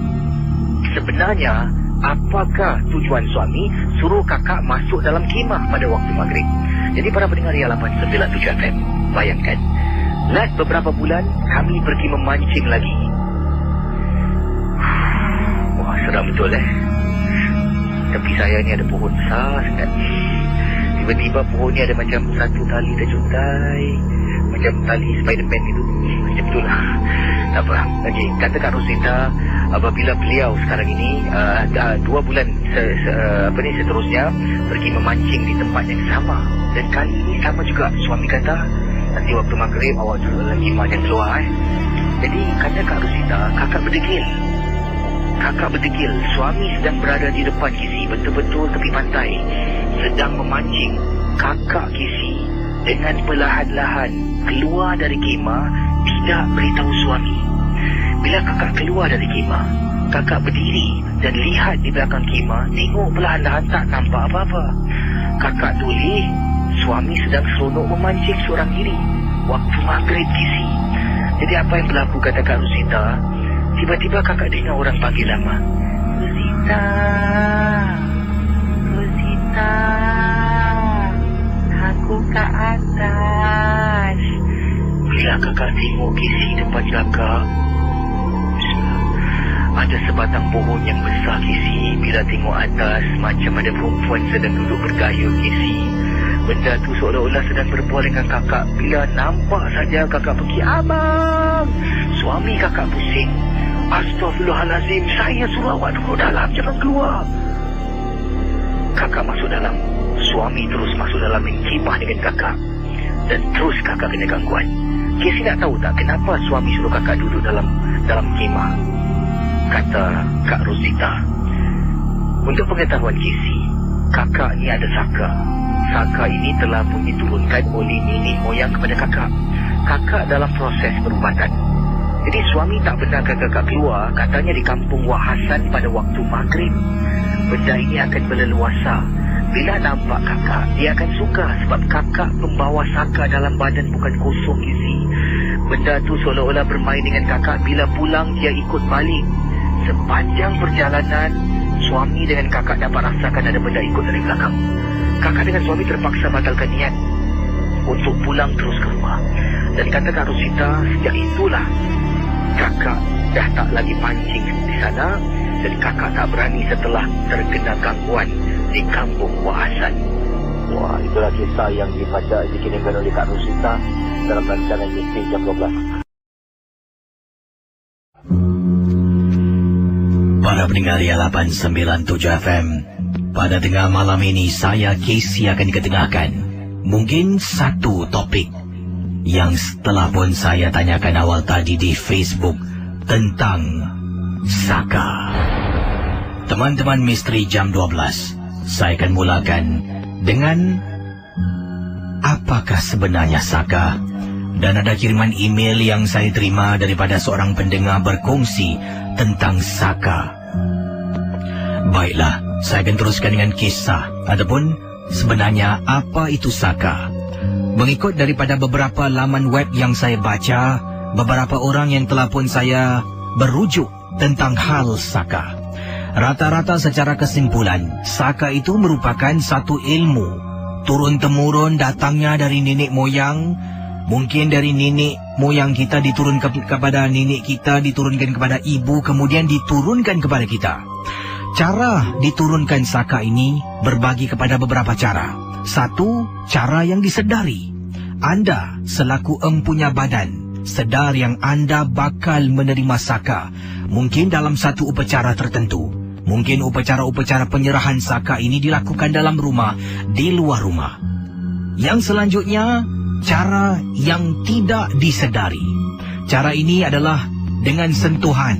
Mungkin kadangkala dengan sentuhan ataupun secara otomatik Saka itu akan diturunkan kepada anda.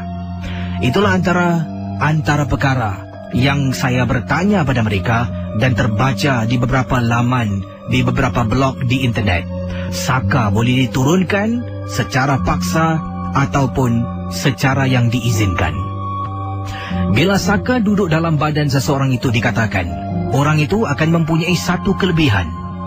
Kelebihan itu mampu boleh membantu empunya badan, ataupun kelebihan itu akan membinasakan orang yang mempunyai Saka tersebut. Seperti contoh, dikatakan di sini, dalam laman blog yang ada di hadapan saya ini, Saka itu boleh membantu kalau orang itu sedar dia ada Saka dan dia tahu bagaimana nak menggunakan Sakanya. Saka boleh digunakan untuk menumpaskan musuh, melakukan kerja-kerja yang tak boleh dipandang dengan mata kasar. Seperti contoh, kalau seseorang tuan ada memelihara binatang ataupun haiwan dan sebagainya seperti anjing.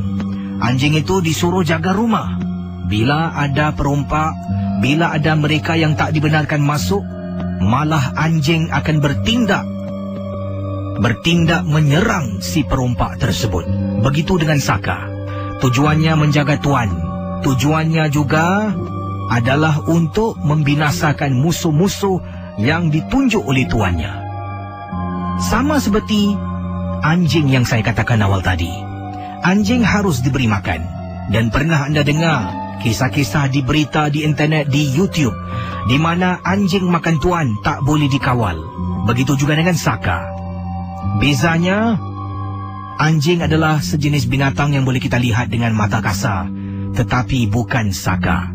Saka ini, kalau diberi makan secukupnya, dilayan dengan baik, dijaga dengan sempurna, dapat melaksanakan pelbagai perkara. Sebelum mempunyai Saka, si tuan punya diri harus percaya yang jin itu wujud. Harus percaya yang jin boleh ada di mana-mana tempat dalam sekelip mata. Dan jin boleh ada di banyak tempat dalam masa yang sama. Ada juga upacara-upacara yang dikatakan membaca mantra memuji si Saka tersebut. Kalau tuan lupa nak beri makan, kalau Saka tidak diberi makan, maka Saka akan menyerang tuan dan tuan akan hidup dalam keadaan histeria.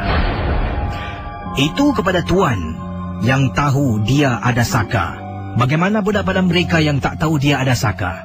Inilah dia tanda-tanda dikatakan daripada beberapa orang saya temui, daripada beberapa laman web. Ingat, setiap yang saya ketengahkan ini hanya satu hiburan. Boleh periksa dengan mereka yang lebih arif dalam bidang ini.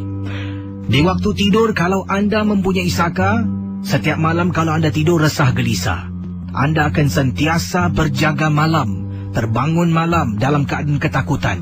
Anda akan mimpi, setiap kali mimpi benda mengganggu anda. Mimpi-mimpi yang menakutkan dalam tidur anda. Mimpi tentang binatang-binatang yang ganjil. Kalau dalam tidur kadang-kala dikatakan akan rasa sesak nafas. Anda akan ketawa, menangis, perkara-perkara pelik yang akan anda lakukan. Mimpi melihat hantu, mimpi melihat manusia dalam keadaan-keadaan pelik, mengeluh ketika anda tidur, mimpi jatuh dari tempat tinggi, mimpi berada di kawasan-kawasan kubur atau tempat-tempat sampah yang menakutkan. Bila anda berjaga, apakah tanda-tandanya? Antaranya pening kepala yang berterusan.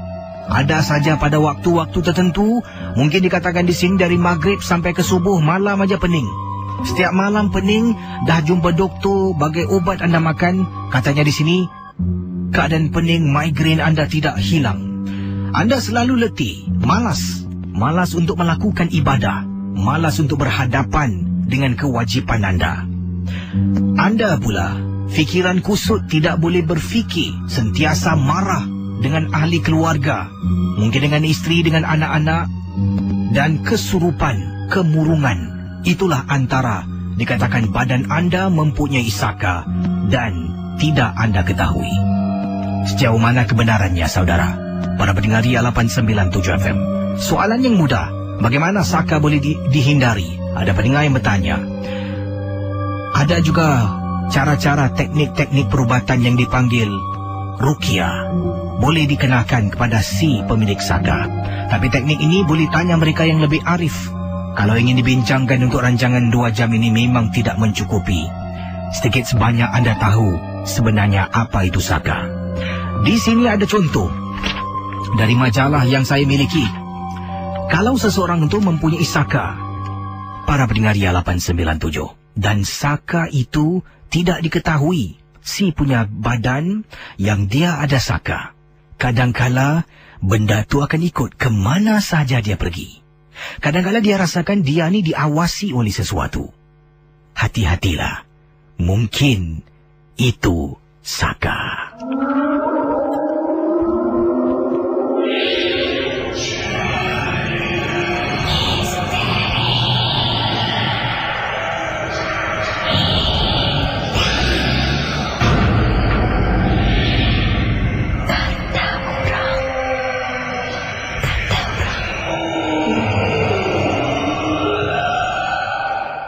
Dan saudara ingat setiap apa yang saya ketengahkan, ya. Dan pastinya kalau sakit bukan bererti saka. Kalau malas bukan bererti saka.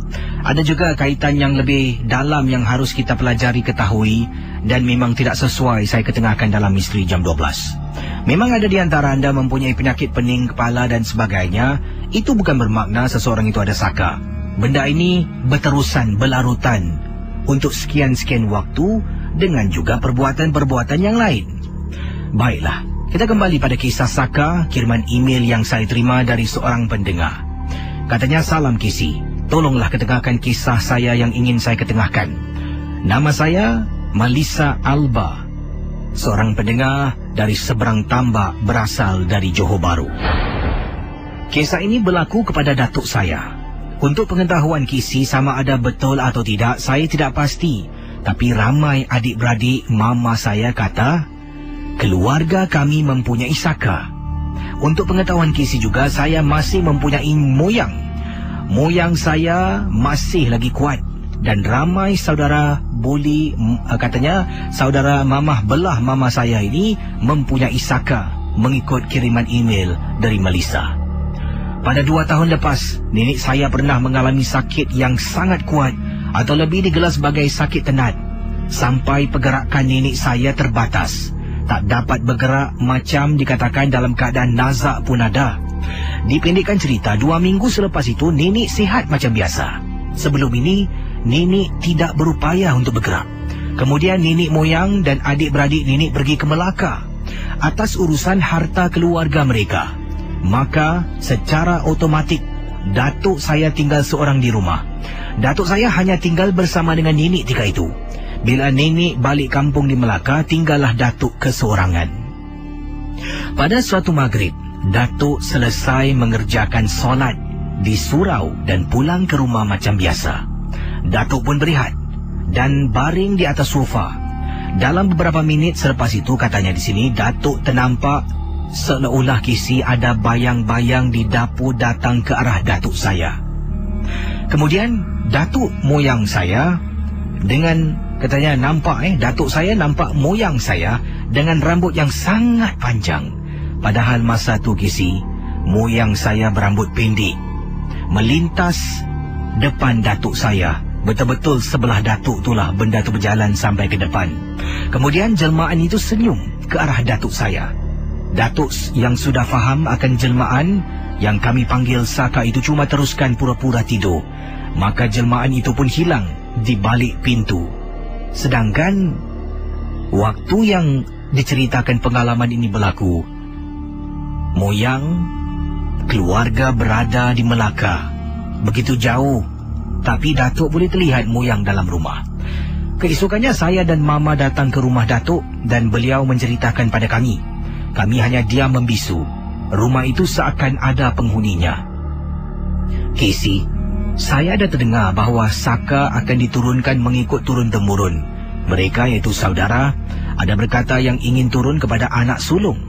Ada rasa betul sebab moyang anak sulung, nenek juga anak sulung. Tapi yang tak baiknya mama saya anak sulung. Begitu dengan saya, kata Melissa, juga anak sulung dalam keluarga. Boleh tak Casey bertanya pada pendengar, adakah benar Saka diturunkan hanya kepada anak sulung? Tolong Casey. Terima kasih dan selamat tengah malam dari Melissa. Selamat malam Casey. Tentang masalah Saka, tak semestinya ia akan diturunkan kepada anak sulung. Kalau orang yang memegang Saka itu boleh pilih kepada orang yang mau diturunkan. Janji Saka itu dijaga dengan baik dari Khairul. Itu dia. Itu penjelasan ataupun pendapat pandangan dari Khairul. Yang ini dari pendengar kita juga, namanya Encik Husin, katanya Encik Husin, Kisi Saka tidak semestinya diturunkan kepada anak sulung. Saya ni yang bongsu mendapat Saka, tetapi Saka tu alhamdulillah makan masa yang lama Kisi, lebih kurang 2 tahun saya berubat, akhirnya benda tu dapat dibuang. Dan antara gangguan yang saya miliki kerana saya tidak mengamalkan, kata Encik Husin, antara perkara yang saya terkena adalah gangguan sebab saya tidak mengamalkan Saka yang diturunkan secara paksa. Antara amalan yang harus dilakukan, nenek saya ni ada Saka tu diturunkan pada Pak Long saya. Pak Long saya meninggal, saya pula yang diturunkan. Entah kenapa saya dipilih. Dan amalan-amalannya adalah mengasap beberapa keris dan juga beberapa cincin batu yang ditinggalkan oleh arwah noyang saya kepada nenek, kepada Pak Long, sekarang ini kepada saya. Dan cincin itu walaupun tidak diasap masih disimpan sebab saya takut kalau saya buang akan memudaratkan. Jadi saya jumpa dengan pakar, kata Encik Husin. Pakar itu merubatkan saya. Dan kesemua harta pusaka itulah telah pun diambil dan disimpan oleh pakar tersebut. Dan tahap demi tahap dia merubat saya sebab katanya dalam badan saya ada 39 jenis jin. Kalau dikeluarkan serentak, saya boleh meninggal dunia. Jadi setiap kali dia keluarkan sedikit, 1 atau 2, memakan masa yang lama. Dan kadang-kadang pun saya bertugas tak ada masa. Gangguan-gangguan yang saya alami seperti kisah katakan awal tadilah, pening kepala, setiap kali tidur tak mencukupi. Hidup saya ni bagai terombang-ambing lah. Malah seringkali bergaduh dengan isteri. Tapi saya tahu ini semua adalah satu ujian bagi saya. Dan alhamdulillah setelah 2 tahun berubat, barulah Saka kesemuanya 39 jin duduk dalam badan dapat dikeluarkan. Ui, banyak tu jin dalam badan ni. Salam Kisi, keluarga dari yang sulung hingga ke bongsu semua ada Saka yang diturunkan oleh arwah bunda mereka. Entahlah Kisi, apa yang saya lihat Saka ni tidak baik kerana tak ada satu pun keluarga yang solat maupun mengaji. Pernah pun ada seorang ustaz sudah bilang beritahu keluarga saya yang Saka ini tak baik dan jangan disimpan. Tapi keluarga saya tetap berdegil. Bagi mereka Saka itu adalah kuasa mereka dan bahan untuk melindungi mereka dari musuh. Dari kiriman Alung yang kirimkan message. Yang ini pula daripada pendengar kita, daripada siapa ni? Obot Mardi kata, Assalamualaikum Kisi. Waalaikumsalam. Dah lama tak dengar khabar. Obot kata, Kisi, Saka tu tidak ada yang baik, semuanya adalah jahat. Kerana pemujaan, kerana adanya Saka ini bercanggah dengan akidah seseorang Islam. Kata Obot Mardi, dengan seseorang itu mempunyai Saka, dia percaya pada Saka itu dan menduahkan Allah. Jadi itu adalah sesuatu yang tidak diingini dan salah dari segi akidah. Dan dengan adanya Saka itu akan bertuankan si empunya badan. Tapi kalau si empunya badan tidak memberi makan, tidak mengikut tata susila yang telah pun dijalankan bertahun-tahun oleh nenek moyang, Saka akan makan tuan. Saya pernah, katanya di sinilah beberapa kes yang saya hadiri, Saka makan tuan. Daripada badan digambar kisi memang gebu, memang gemuk berisilah. Setelah Saka mengambil alih badan, kering. Seolah-olah macam orang ada ambil. Itulah dah terkawal lah boleh saya katakan. Badannya kurus kering. Dan memang susah kalau benda tu dah sebati. Yang lazimnya orang-orang yang macam ni akan mengeluarkan satu bauan yang tak enak. Bau busuk seolah-olah macam bau najis, kata Ubud Mardi.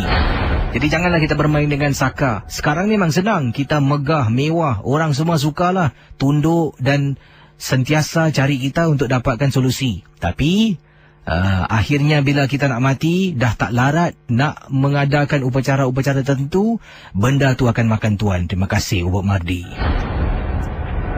Jam Ubud SMS Baik, yang ini pula Urvi kata, nak tanya kalau tentang penanggal terjadi di Tampines ke apa ni? Saya orang Tampines pula Urvi kata penanggal yang terjadi di Tampin. Tampin ke Gadik lah. Saya orang Gadik. By the way, tentang Saka, pacar saya yang dulu dan sekarang banyak diganggu. Selalu nampak lembaga hitam yang besar atau gula-gula bila saya marah dengan mereka. Ada pakar cakap kalau dihalau saya bisa mati. Saya pun risau dan sedih tentang kejadian ini. Dari Urvi yang kirimkan. Selamat malam para pendengar ya. Cik Mang di sini. Siapa ada cerita-cerita misteri, telefon sekarang 669118997.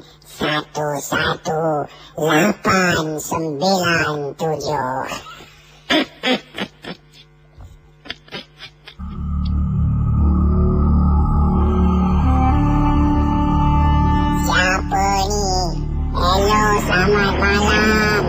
Halo. Selamat malam. Hello. Hello, selamat malam. Casey ada? Casey tak ada. Ni siapa? Awak telefon cari siapa? Tadi kasih kata laluan yang pertama kurang jelas tak dengar sangat. Awak telefon cari siapa?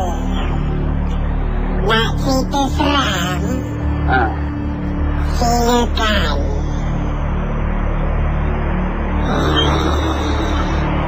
Ada cerita hantu? Apalah orang ni. Telefon tak nak cakap pula. 6691897.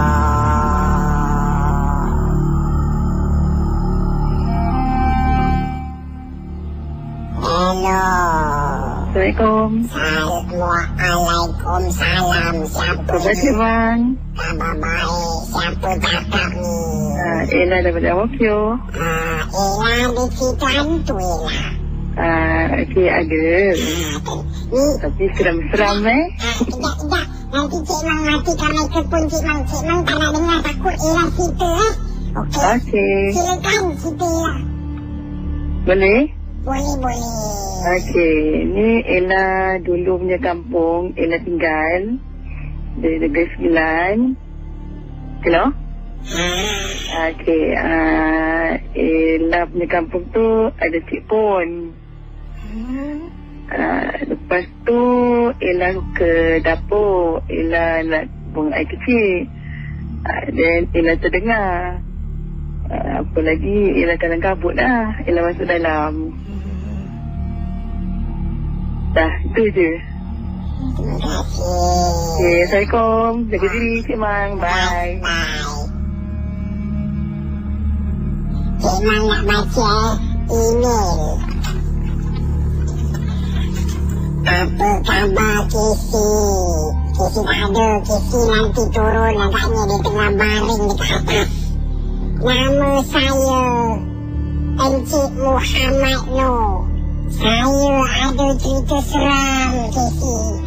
Cerita seram yang tak dapat dilupakan oleh saya, kata Cik Muhammad Noor.